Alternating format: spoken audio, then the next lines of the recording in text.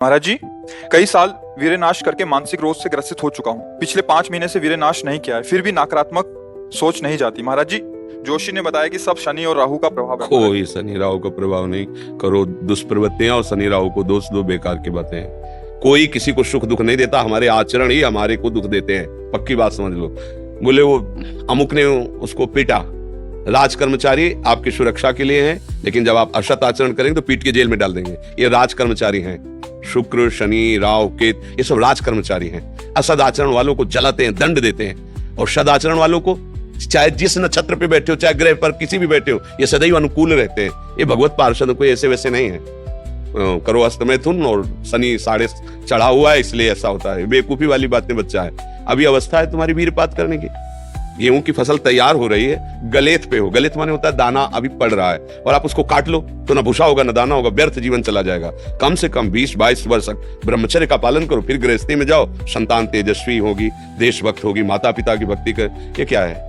उद्दंडता बच्चा, ये कहीं भी सुख प्रदान करने वाली नहीं। ज्योतिषाचार्य, दुनिया के आचार्य सब उसी परम पिता परमात्मा के ज्ञान को ही बता रहे हैं। जो सही माने में ज्योतिषाचार्य हैं, वो सबसे बड़ी ज्योतिष ये है कि भाग्य विधाता हमारे कर्म हैं। अवश्य में भोक्तव्यम कृतम कर्म शुभाशुभम। ठीक अपने कर्म कर लो, कोई तुम्हें बिगाड़ दे तो हमें बताना। हमारे कर्म पूर्व के या वर्तमान के, वही हमारी दुर्गति करते, दूसरा कोई सृष्टि में नहीं। को न काहू के सुख दुख कर दाता, निज कृत कर्म भोग सुन भ्राता। बिल्कुल सिद्धांत समझ। अभ्यास गलत किया है, कोई भी देवता तुम्हें नहीं बचा सकता। गलत अभ्यास किया है, अपना नाश स्वयं कर रहे हो, किसी देवता या किसी का दोष नहीं। काले कर्म ईश्वर मिथ्या दोष लगाए। ये आचरण गंदे बंद करो बच्चा। नाम जप करो, सात्विक आहार करो, आधा घंटा दंड बैठक मारो, व्यायाम करो, दौड़ो, अभी सब ठीक हो जाएगा। अरे पीछे गलती, यद्यपि ये गलती ऐसी पूरे जीवन भर भोगना पड़ता है, क्योंकि बाल्यावस्था का वीरपात बिल्कुल जीवन को नष्ट कर देता है। इसीलिए बालकों को गुरुकुल में रखा जाता था, चाहे वो राजकुमार हो चाहे किसी का बालक हो। वहां वो एक साधुता से जितेंद्रीय होकर के फिर गृहस्थ धर्म में जाता था। 10, 20, 50 वर्ष गृहस्थी में रहा, कुछ उसका बाल बाका नहीं हुआ, फिर वो विरक्त होकर के आंतरिक, फिर वो जितेंद्रीय होकर के परमात्मा को प्राप्त कर लिया। आज हमारी बाल्यावस्था से मोबाइल का संग है, गंदे बच्चों का संग है। अब ये गंदी आदतें हो गई, सर्वनाश हो गया। अब सोचो, ये अवस्था तुम्हारी चिंता सुख से ग्रसित होने की है, आनंद में उमगने की है। अभी नौ किशोर अवस्था है, ये तो मस्ती वाली, क्योंकि मस्ती हटा दी, अब रह क्या गया जीवन में। ये जो लोग समझते हैं ना कि जैसे खून निकलवा लो तो खून बन जाता है, बहुत गलत बात है। खून वो दान देना, वो महीने में वो बात एक अलग है, लेकिन सप्तम धातु वीर एक मन शुद्ध सात्विक पौष्टिक अन्न के बाद एक बार के लिए तैयार होता है। और यहाँ बच्चे खिलवाड़ में 2-2, 3-3 बार रोज। अब क्या होगा? उनका हड्डियों तक की सामर्थ्य नष्ट हो जाएगी, कुछ दिनों बाद देखना बंद हो जाएगा, ऐसे चौंधियाने लगोगे, खड़े होने में चक्कर आएगा, कमर दर्द करेगा, पैरों में टूटन बनी रहेगी, दिमाग में टेंशन बनी रहेगी, पढ़ोगे तो कुछ याद नहीं रहेगा, स्मृति नष्ट होने लगेगी, एक नास्तिकता छा जाएगी, फिर जीवन भार लगेगा, फिर नशा में उतर जाओगे, फिर तो बस गए, फिर गए। अब कौन मानता है संत महात्माओं की बातों को? समझाते हैं तो साधु महात्मा है तो अब अलग बात करते हैं। नहीं, हर बहन भाई को 20 वर्ष तक नियम पूर्वक ब्रह्मचर्य रहना चाहिए। ये जो व्यवहार चला है, अब क्या है कि कुछ भी बोलो तो जबान पे लोग अंकुश की, वो तो ऐसा बोल रहे। ये जो मोबाइल की सुविधा और उसमें सब गंदी बातें देखना, अब आप पढ़े लिखे हो, सर्च करो, सब आ जाएगा। ये जीवन का नाश कर देने वाली बातें हैं बच्चों के। माता पिता को इन पे सावधान रह करके अंकुश करना चाहिए, क्योंकि वो इस समय उन्मत्त हैं बच्चे, उनको वास्तविक सत असत का ज्ञान नहीं है, तो वो अपना ही अहित करने के लिए अपना सुख समझते हैं। अपना अहित कर रहे हैं, अपना सुख समझ रहे हैं। ये तो कहो भगवान की आपके ऊपर कृपा है जो आप हिम्मत करके अपनी बात यहाँ कह रहे हो। पर फिर भी अबलो नशानी अबना नशे हो, सावधानी से चलो। पर हम जो कह रहे हो मानो।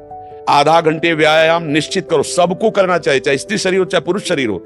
एक बार शरीर को बहुत एक्टिव करना चाहिए। ये शरीर हम नहीं है। जैसे आप मोटरसाइकिल सुबह सुबह आप बैठो तो पहले क्या करते हैं? हाई रेस में डाल करके उसको एकदम गर्म करते हैं ना, सब खुल जाए। आप चलो ऐसे हाई रेस में इसको लाओ, 10-15 मिनट दंड बैठक, व्यायाम, प्राणायाम, आसन आदि के, फिर अपनी दिनचर्या करते हो तो आप संयमी रहोगे, आपके प्राण पुष्ट रहेंगे, आपका अन्न पचेगा, कोई भी चोट आदि बहुत कम मात्रा में आपको कष्ट देगी। हर बीमारी से लड़ने के सामने। अब यहाँ सुबह 10 बजे तक सो रहे, व्यायाम क्या करेंगे? प्राणायाम क्या करेंगे? आसन क्या करेंगे? सूर्य जिसके सोने पर उदय हो गया, उसकी आयु, बुद्धि, श्री, कांति सब क्षीण हो जाती है। कौन मानता है? रात्रि के 2-2, 3-3 बजे तक जगना और सुबह 10-11 बजे तक सोना, ये दिनचर्या है। तो हमारी राय है सात्विक भोजन कीजिए और व्यायाम कीजिए। करते हो व्यायाम? कभी ये कोई ऐसा तो, और कभी कभी जो व्यायाम करते हो बीमारियों का निमंत्रण देते हैं। आज आप लगाओ, 20 दंड और 50 बैठक और 5 दिन छोड़ दो, पूरा शरीर दर्द करेगा। फिर लगाओ, फिर वह दर्द करेगा। रोज अगर नियमित करोगे तो वही पच करके आपके शरीर को पुष्ट करेगा। ये शरीर दुर्लभ बात है, दुर्लभ हो मानुषो देहो, लेकिन एक क्षण में नष्ट हो जाने वाला है। इसकी दुर्लभता है संयम नियम से चलकर स्वरूप बोध कर लो या भगवत भजन करके भगवत प्राप्ति कर लो। अगर ये नहीं तो फिर क्लेश ही क्लेश, अशांति ही अशांति है। अभी सावधान हो जाओ। बिगड़ तो गया, अब ये नहीं कह सकते कि अभी कुछ नहीं बिगड़ा, बिगड़ गया। अगर कभी 25 वर्ष के बाद गलती हुई है तो हम उसे कह सकते हैं कुछ नहीं बिगड़ा, क्योंकि तुम्हारा पुष्ट है जीवन पूर्व से, अब आगे बढ़ो। लेकिन बच्चापन से ये जो रोग लग रहे, 13-14 वर्ष का बच्चा है और उसकी हालत ये है कि उसे वैद्य के द्वारा औषधियां दिला करके उसे ठीक करने की चेष्टा कर रहे हैं। क्या हुआ? ये 13-14 वर्ष की अवस्था, इसमें तो उधर वृत्ति ही नहीं जानी चाहिए, मस्ती होनी चाहिए, एक अलौकिक मस्ती, ये किशोर अवस्था है। पर आचरण और संग ऐसे हो गए कि अब कैसे कहें। सात्विक आहार करो, व्यायाम करो और थोड़ा भगवान नाम जप करो। माता पिता के चरण छूते हो?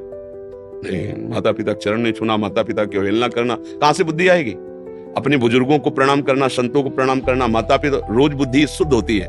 प्रातः काल उठ के रघुनाथा माता पिता गुरु नाम ही माता, तो ये सब लिखी बातें रह गई। नए नए बच्चे हाय हेलो शुरू है, मिलेंगे तो क्या कहेंगे? पहले कहते जयराम जी की, नहीं गांव में कहते थे राम राम भैया, राम राम कहते। अब क्या कहते? हाय तुम्हारा दुर्भाग्य हमारा दुर्भाग्य। ले बच्चे नहीं कहते हाय, हाय डालते हो कब का?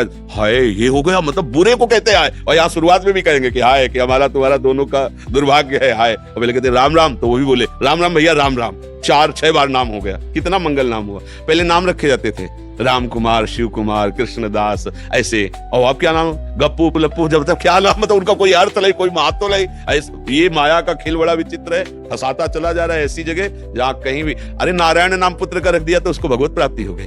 अंतिम समय याद आ गया पुत्र की और बुलाया नारायण, तो भगवान के पार्षद आ गए, कथा है, बचा लिया।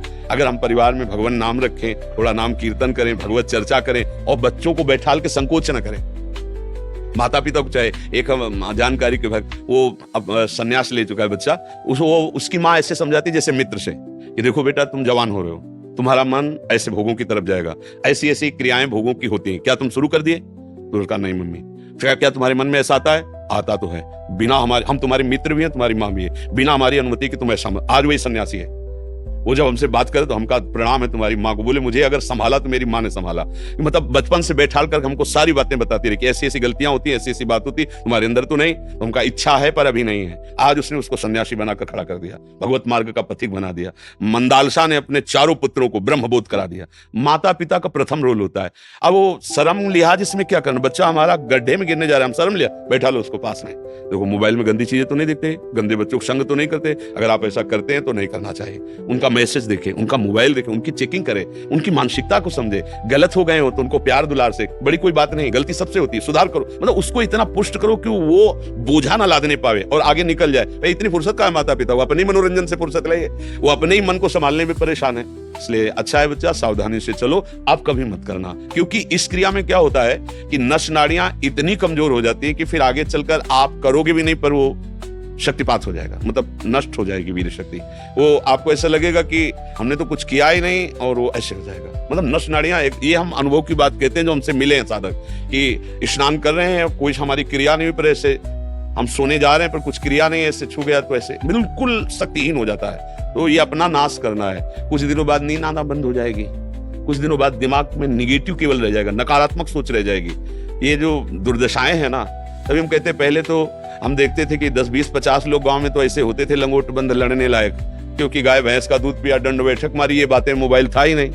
30-35 वर्ष से मोबाइल चला होगा, इससे पहले नहीं था। पहले वो ऑफिसरों के पास वो बड़ा बड़ा होता था, नहीं तो हमने ये मोबाइल नहीं देखा 30-35 वर्ष, तो ये सब था नहीं। गांव में कभी किसी एक के यहाँ टीवी हो तो हो, नहीं तो बिजली नहीं थी तो टीवी है, वो बैटरी से भले और रामचरित्र जो चला था ना, तब गांव में छोटी छोटी टीवी लाए। बड़ा शुद्ध जीवन। हमें लगता है शरीर समस्त सदगतियों का हेतु बनता है। अगर शरीर स्वस्थ है, बुद्धि पवित्र है, तो हम यहाँ अच्छे विद्यार्थी बन सकते हैं, हम अच्छे